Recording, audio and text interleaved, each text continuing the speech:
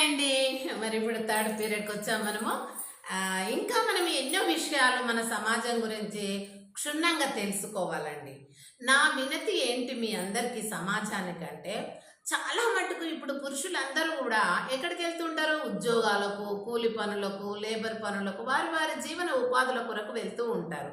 చాలామంది ఈ రోజుల్లో మరి చదువుకున్న వాళ్ళైనా, చదువుకోని వాళ్ళైనా కూడా చిన్న ఉద్యోగం కాడికెళ్ళి పెద్ద ఉద్యోగం దాకా లేడీస్ కూడా చేస్తున్నారు. కానీ ఎవరైతే ఇండ్ల దగ్గర ఉంటారో వీలు కాకపోవడమో, మరి పరిస్థితుల వల్లనో, ఇండ్ల దగ్గర ఉన్నటువంటి గృహిణీలు, నాలాంటి పెద్ద వయస్కులు, ఇలాంటి వాళ్ళు దయచేసి కొంచెం చూసుకోండి. ఎక్కడైనా ఆ వంటలు కానీ దరిద్రము, మరి ఇంకొకటి ఏంటంటే ఫ్యాషన్ షోలు కానీ, లేకపోతే ఇంకా సినిమాలు కానీ, సీరియల్స్ కానీ, మీ వాల్యుబుల్ టైంను ఇంకా మీరు పాడు చేసుకోకండి. ఇలాంటి సమాజం ముచ్చట్లు, సమాజంలో ఏం జరుగుతున్నాయి, అప్పుడు ఎలా ఉండింది, ఇప్పుడు ఎలా ఉంటుంది, మన పరిపాలన యంత్రాంగం ఏ విధంగా కొనసాగుతూ ఉంది, డెవలప్మెంట్లో ఉందా, డెవలపింగ్ లేకపోతే వెనుకబడి ఉంటుందా, లేకుంటే ఈ యొక్క ప్రతినిధులు ఎలాంటి వాళ్ళు, మేము గుడ్డిగా వాళ్ళు పరిపాలిస్తున్నారు, మేము ఉంటున్నాము మా ఇల్లు వరకు, మా సభ్యుల వరకు, మా వరకే అని అనుకుంటే మాత్రము ఇక మొత్తం దేశం అంతా లూటీ అయిపోతుంది.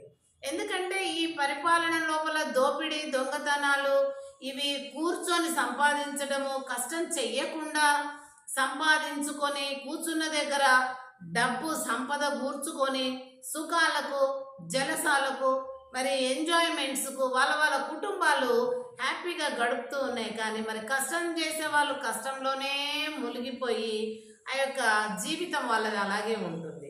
ఎన్నో పథకాలు అంటున్నారు, ఏమో చేస్తున్నారు, అవి ఎవరికి అందుతున్నాయో ఏ ఊర్లో చూడు, మాకు రాలేదు, మాకు రాలేదు, కొన్ని వస్తున్నాయి, కొన్ని వస్తలేవు.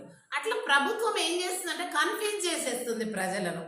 ఏదో 4-5 ఆశ చూపి ఒకటి చేస్తుంది.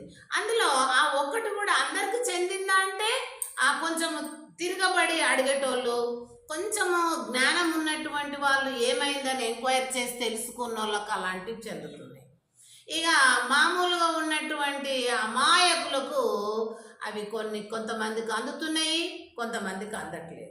కొన్ని పథకాలు, అన్నీ కాదు నేను అనేది. ఇలాంటివి మరి ప్రభుత్వము ఈ విధంగా చేస్తున్నప్పుడు మనకు ఎలాంటి మేలులు, మరి దేశం ఎలా డెవలప్ చెందుతుంది? వాళ్ళు